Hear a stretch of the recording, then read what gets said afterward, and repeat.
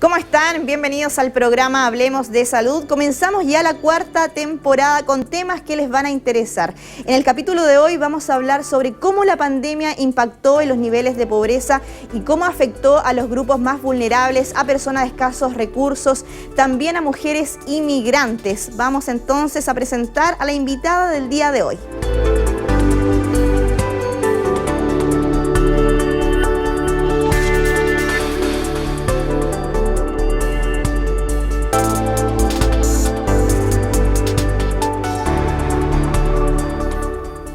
Estamos con Rocío Sasso, ella es tecnóloga médica y académica del Departamento de Salud Pública de la Universidad de Talca. Bienvenida, Rocío, al estudio de nuestro canal.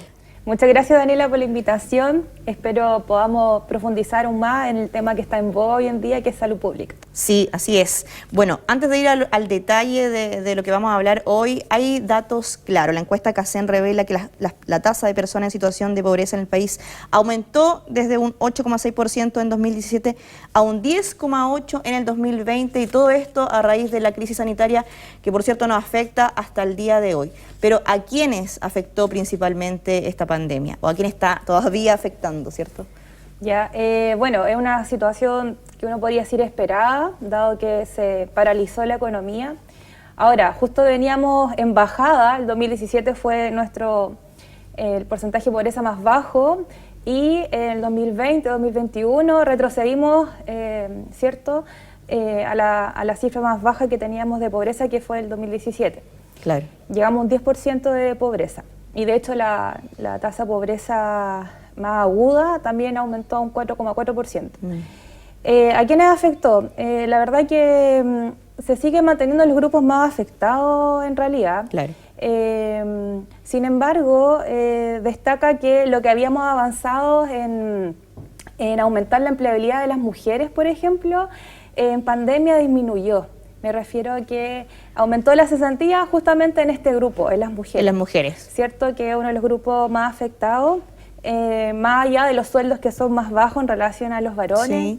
Sí. Bueno, la pobreza también afecta sin duda, también lo leí estos días, en los hogares con niños, niñas y adolescentes. Claro. ¿Ya? Y además la población migrante, que tenemos un nuevo perfil de población migrante. Ok, después lo vamos a conocer. Exactamente. Entonces tenemos cuáles son los grupos más afectados en hogares donde hay niños, niñas, adolescentes y en hogares con población migrante. Sí. Bueno, veamos en detalle algunos de estos grupos. Las mujeres, me imagino, por los múltiples roles que se le han atribuido a lo largo de la vida, en la historia, ¿cómo las afecta a ellas principalmente? Lo que habíamos avanzado en 10 años en posicionar a la mujer en el mercado fue justamente lo que retrocedimos, ¿ya? Sin duda a la mujer, aparte de quizás naturalizar esta baja de oportunidad en relación al otro género, en contexto de pandemia se ha visto que aumentaron los cuadros de estrés, los cuadros depresivos, y obviamente esto repercutió en todos los miembros de los hogares. Claro. ¿Ya? Entonces muchas tuvieron que reinventarse, ¿cierto? Quizás pese a tener un cartón o tener un título, tuvieron que comenzar a hacer otros tipos de trabajo. De hecho, aumentó los trabajos informales. Ya informales, decir que no hay contrato, no hay opción de seguro de cesantía, no hay opción de licencia, ¿cierto? Y obviamente esa precariedad laboral va a repercutir en cómo se va a desenvolver esta dueña de hogar o mujer trabajadora, ¿ya? Entonces, obviamente la pandemia no nos tocó de la misma manera, dependiendo de la clase social a la que pertenecemos. ¿Ya? Claro, también tiene que ver porque las mujeres con el confinamiento, sobre todo en los primeros meses de pandemia, hubo una sobrecarga de tareas domésticas, muchas tuvieron que asumir el rol de cuidados, quizás con algún hijo, con algún familiar directo, y eso quizás tuvieron que dejar sus trabajos, todo eso influyó. Exactamente, pensando, por ejemplo, los niños. Una de las medidas de gobierno, y que no solamente sucedió en nuestro país, sino creo que en otros lugares del mundo, fue cerrar los colegios y que los niños se fueran a la casa y comenzar con esta teleeducación. Sí. Ya. Entonces, eso requería, por una cosa cultural, recibir el apoyo, sobre todo los más pequeños, de alguien que pudiera, ¿cierto?, prender el computador, conectarlo a la red. ¿Y quién hace ese rol? ¿Ya? Y ahí uno dice, bueno, la mamá, la cuidadora, que culturalmente se asocia a que la maternidad está a cargo de la mujer. Y ahí surgió otro problema, porque nos dimos cuenta que en la alfabetización digital también hay una brecha. Claro. ¿Qué hago, Sí, ¿qué hago con un niño que necesita conectarse a internet y los papás en este caso, o los cuidadores, ya sea la abuela, quien le tocó quedarse con el menor, no sabe conectarse a internet? Claro. O no ¿ya? tienen conexión. O no tienen conexión, que ese es otro problema más que hay en nuestro país, pese a que se entregaron computadores, se entregaron insumos, pero la señal de cable no llegaba, ¿ya? Entonces, mira, de cómo lo podamos mirar, la mujer siempre ha sido la que quizás lleva más el peso, ¿ya? Pero no solamente por una cosa de falta de oportunidades, sino que la cultura todavía pesa mucho esto de que la mujer tiene que, ¿ya? Claro. Y para romper con esos elementos culturales, tienen que pasar una serie de generaciones, ¿ya? Entonces ahí quizá a muchas madres les pasó el sentimiento de culpa, ¿por qué no estoy en la casa? Pero si no estoy en la casa, ¿quién lleva la comida? Claro. ¿Ya? De hecho, hay la OMS y otros organismos hablan de que las mujeres en promedio trabajan cerca de 4 a 6 horas más después que llegan a sus hogares. O sea, la jornada laboral no termina en el trabajo, sigue continúa. Y piensa que muchas mujeres han estado con jornada laboral siempre en la casa y nunca ha sido remunerado, ¿ya? Claro. Entonces, ha sido complejo el abordaje de la salud mental en el género femenino en este caso.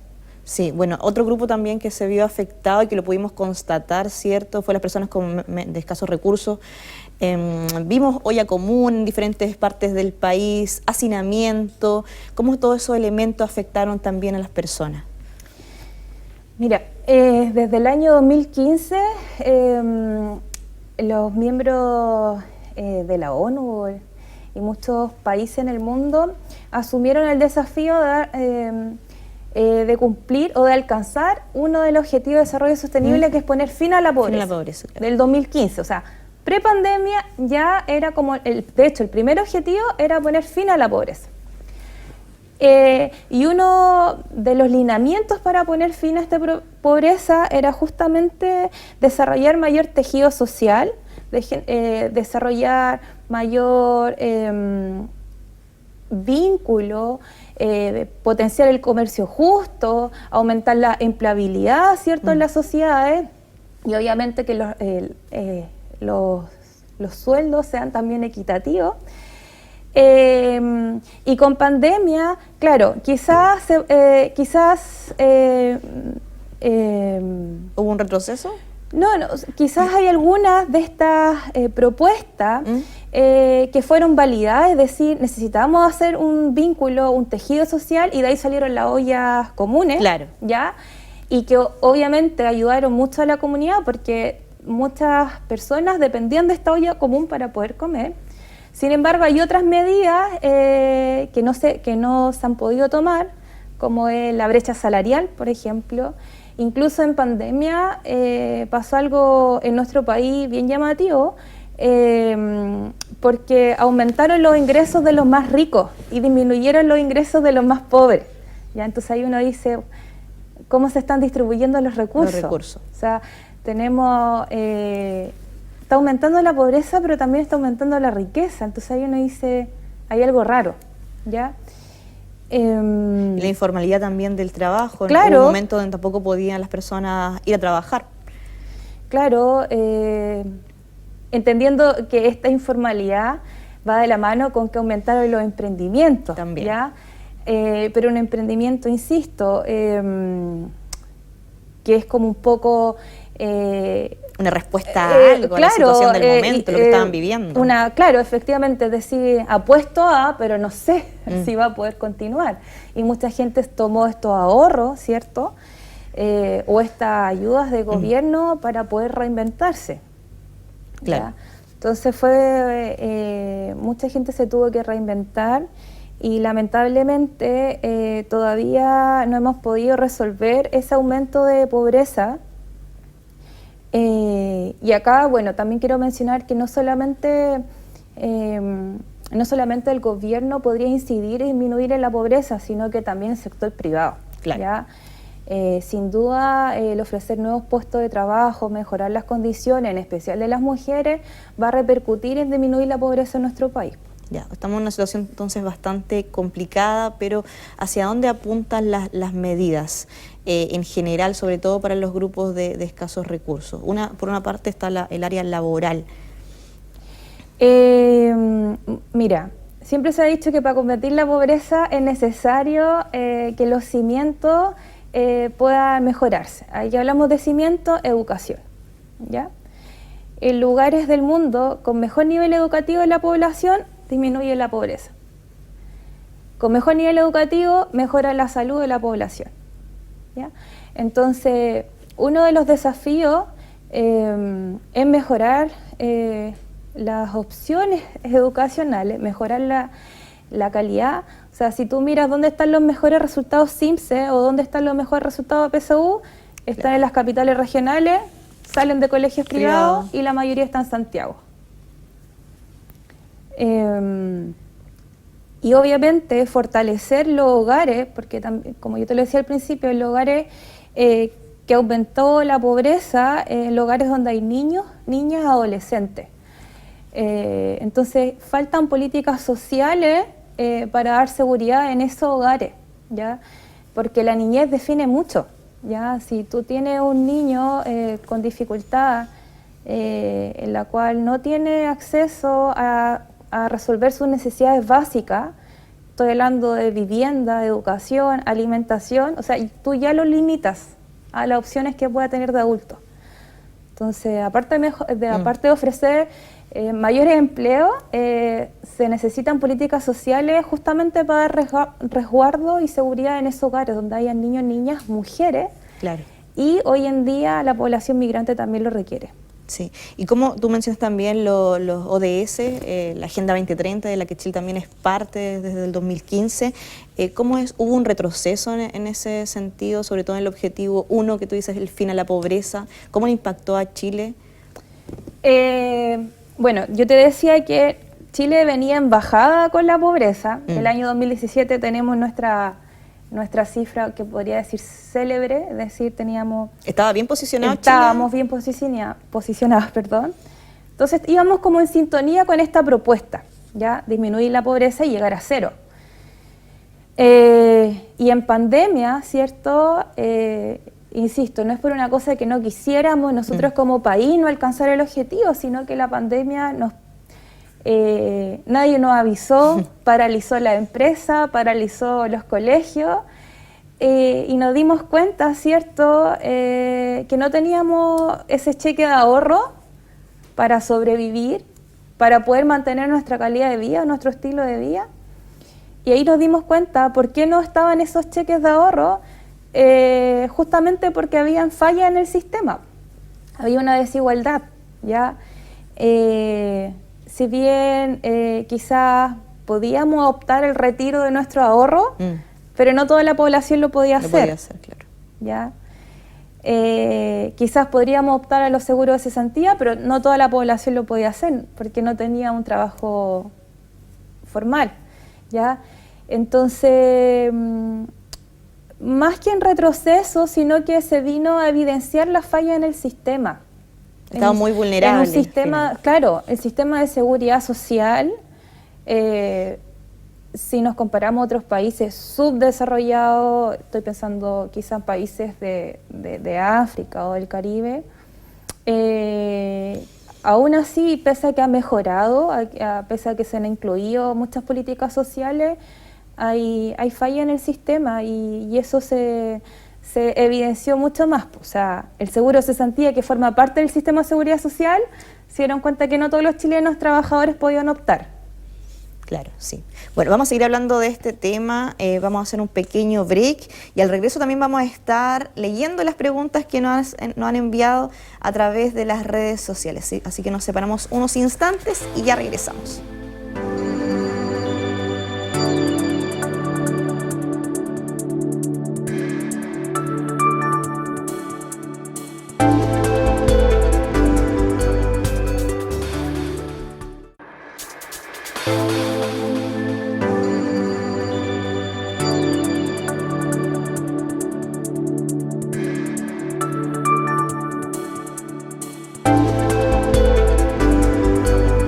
Ya estamos de regreso, estamos conversando con Rocío Sasso, ella es tecnóloga médica y académica del Departamento de Salud Pública, hablando sobre cómo los niveles de pobreza impactaron en los grupos más vulnerables, de escasos recursos, mujeres y también personas migrantes, cómo lo afectó a ello, la barrera idiomática, la cultura, el llegar a otro país y encontrarse con esta crisis sanitaria, me imagino fue todo un desafío y muy complicado. Exacto. Ya de por sí, llegar a otro país, independiente de las condiciones que tú puedas llegar, el choque cultural siempre va a generar ahí cierto tipo de ansiedad o incertidumbre de cómo yo me adapto a este nuevo, y qué así, cómo yo me adapto a este nuevo sistema. Ya... y obviamente para algunos no fue para nada fácil, entendiendo que la población migrante que está llegando en la última década en nuestro país, tenemos como una brecha, tenemos migrantes con en promedio un mejor nivel educativo que Chile, pero es otro grupo al revés, porque tiene un peor nivel educativo, y las causas, además del por qué están llegando, no todos ellos lo están haciendo quizás por mejorar sus condiciones, sino que estoy pensando, me voy al país en la cual tengo a alguien que me pueda recibir, claro, ¿cierto? Para poder salir de la urgencia que está sucediendo en otros lugares del mundo. Entonces, todo ese cambio, sumado a que quizás sino que las oportunidades son más limitadas incluso a este grupo, ¿ya? Genera vulnerabilidad, ¿ya? Vulnerabilidad en el sentido de que quizá las opciones que yo les doy a este grupo no son las mejores, ¿ya? Y de hecho así lo dicen algunos eruditos, algunos estudios. Por ejemplo, los trabajos informales de mayor esfuerzo se le ofrecen a un grupo de determinada etnia, ¿cierto? De determinada cultura. Ya hay un componente que se evidencia, que es la discriminación. También. Somos un país discriminador en alguna instancia, y eso ha sido triste porque se ha focalizado en este grupo, ¿ya? En este grupo de migrantes que viene recién llegando. Y quizá lo básico, los servicios básicos, entendiendo cómo hay un registro civil, cómo puedo ingresar al sistema de salud, cómo puedo ingresar, no sé, a pagar la luz y el agua, y me encuentro con esta barrera de idioma, que además tengo que yo resolverla, no tengo a quién acudir. Entonces ha sido complejo para esta población migrante adaptarse por esta barrera cultural, y más aún en pandemia. Sí. Ya, o sea, se han visto mucho más vulnerados que el resto de la población incluso. Claro. Bueno, hay varios elementos ahí, también se vieron más afectados, me imagino, por el COVID-19. Por una parte, como dice, la falta de oportunidades, por otro, la salud mental, y también quizás la falta de oportunidades para trabajar, el tener que quedarse en la casa, el hacinamiento. ¿También se vieron más afectados por la pandemia? Exacto. De hecho, hace poco leí un estudio de que hay mayor percepción del miedo, hay mayor percepción del miedo para acudir a un centro asistencial, aún estando enfermo, porque pienso que quizás voy a ser denunciado dado que ingresé de manera irregular al país. Claro. ¿Ya? Entonces esa persona se expone a quizás a morir o empeorar su estado de salud simplemente por el miedo a ser rechazado, el miedo de ser deportado. Claro. ¿Ya? Y piensa tú que la salud es considerada hoy en día un derecho humano fundamental, tener acceso a salud, ¿ya? Y que no se debiese negarse, no debiera negarse a nadie la atención oportuna, sobre todo. Entonces, estoy pensando en este grupo de migrantes con bajo nivel educativo, con nulo ingreso, con falta de oportunidades, en donde la salud ha empeorado, pues, sin duda, ha empeorado en esos grupos. Está todo correlacionado de alguna manera. Exacto, va todo de la mano. O sea, si tú no tienes oportunidades de empleo o de acceder a un trabajo digno, ¿con qué me alimento? ¿Cierto? ¿Cómo pago el arriendo de la vivienda? ¿Ya? Entonces, ha sido mucho más difícil para aquellos grupos. ¿Ya? Y ahí hablando de la salud de las personas, ¿qué estrategias quizás se deben implementar de acercamiento al sistema de salud para las personas migrantes, para que también conozcan de alguna forma cómo funciona nuestro sistema de salud? ¿Cómo funciona? Bueno, siempre se habla de las ayudas estatales, la cooperación de gobierno, y sí se han implementado medidas para acercar este sistema de seguridad social, que me gusta hablar del sistema de seguridad social que involucra a todo. Se han incluido intérpretes interculturales, ¿cierto?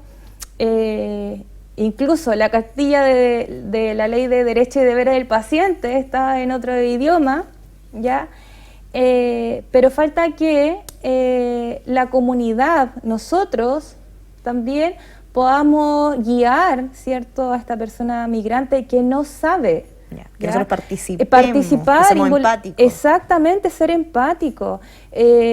Hasta incluso, algo tan básico que lo estaba leyendo, ayudar cómo armar un currículum, cómo se presentan los currículos acá en nuestro país, ¿ya? Es decir, la sociedad, nosotros, hacernos parte, ser empáticos, y guiar, no ¿cierto? Guiar a esta persona que llega a un sistema y que no sabe absolutamente nada de cómo funciona. Claro. ¿Ya? De hecho, le pasa a las propias personas en nuestro país que de repente desconocen dónde dirigirse o que les cuesta reconocer entre el SAR, el CESFAM, la urgencia del hospital. También les pasa a las personas migrantes, por cierto. Exactamente, sí. Involucrarse. Mira, vamos a leer entonces ahora las preguntas de las personas que nos pueden hacer a través de las redes sociales. Y acá nos escribió a través de Instagram Anita Flores. Ella pregunta, ¿los servicios públicos o estatales fueron capaces de dar abasto en pandemia a las familias más pobres de Talca? Ya, mira, si bien se considera relevante las ayudas del gobierno de aquel entonces, ¿cierto? Como el bono COVID, el IFE, ¿cierto? Permitir que puedan sacar los ahorros algunos chilenos, si bien ayudó a muchos hogares, incluso se dice que si no se hubiesen tomado esas medidas de gobierno, la pobreza hubiese aumentado aún más. Claro, era muy ¿cierto? necesario en ese momento. Sí, de hecho se especula que sin esa ayuda no hubiésemos disparado en un 18,8% de pobreza. Sin embargo, esas ayudas estatales siempre van a ser, siempre se va a necesitar más, ¿ya? Y ahí donde yo digo, bueno,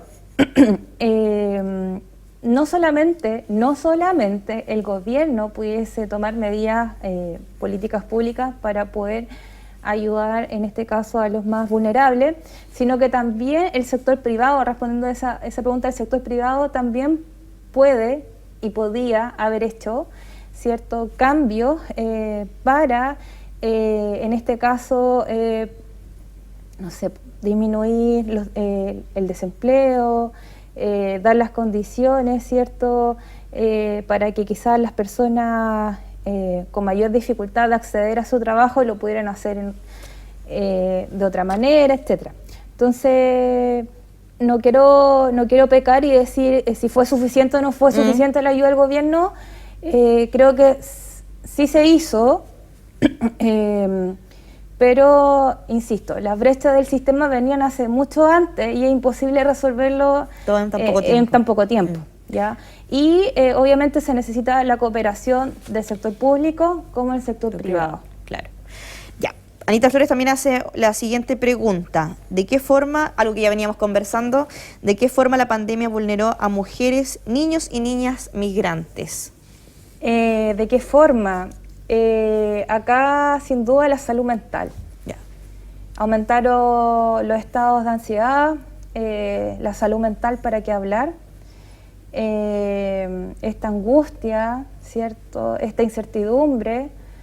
Y además, piensa tú que los más pequeños, al estar en sus hogares, ¿qué pasa con el desarrollo de estas habilidades sociales, ¿cierto?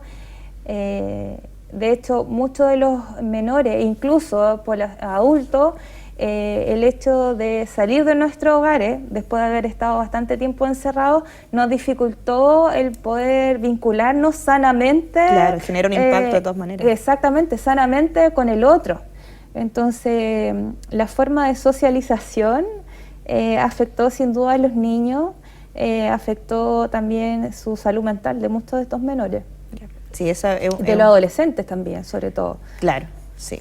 Y Nicole Martínez, también por Instagram, pregunta, ¿existen planes de contingencia acorde a la demanda social estatal por parte de los más vulnerables, entendiendo adultos mayores, mujeres, víctimas de violencia, etcétera? Dice.